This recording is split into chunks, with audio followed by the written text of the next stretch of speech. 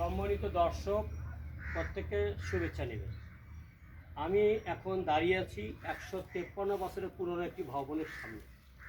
বলতে পারেন এই ভবনটির নাম কি? অ্যাকচুয়ালি এই ভবনটির নাম হচ্ছে নীলকুঠি।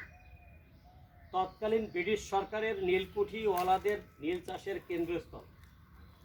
বর্তমানে নীলভবন শহর থেকে 3 কিলোমিটার উত্তরে নটকানার পাশে এই ভবনটি স্থাপিত।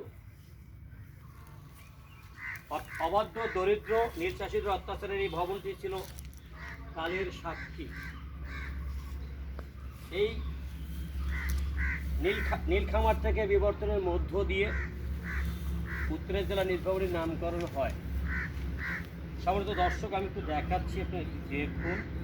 অষ্টাদশ শতাব্দীতে ইংল্যান্ডে বিশেষ শিল্প বিপ্লবের ফলে নীলের প্রয়োজন হয়। তখন ব্রিটিশ সরকার ভারত উপমহাদেশে শাসন করত। তখন তারপর পূর্ব বাংলা বর্গা কৃষকদের নীল চাষের তারা বাধ্য করত। সুপ্রিয় দর্শক, কালের সাক্ষী এই ভবনটি এখনও রয়েছে। আমি একটু দেখাই, প্রিয় দর্শক, ঘুরে ঘুরে দেখাই।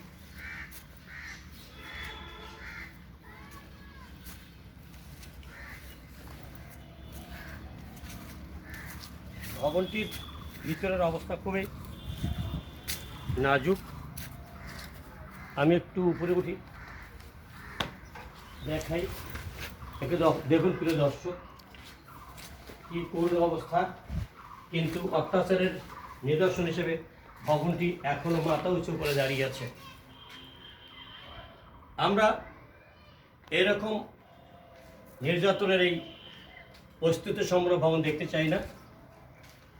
কালের বিবর্তনে এটা হারিয়ে যাবে এক সময়, তবু মানুষের মধ্যে গেঁথে থাকবে অত্যাচারের নীল নকশা, এই নীলকুঠি ভবনটি।